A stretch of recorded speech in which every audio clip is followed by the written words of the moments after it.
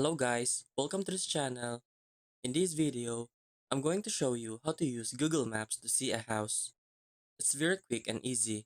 Just watch the video till the end. So first, let's open our Google Map. Then, go to the search bar and type the address of the house you want to see. After that, click this section. It will show the image of the street in 360 degrees. And just click these arrows to move and direct where it will going to go. There's also another way to see houses in Google Maps. Let's go back first.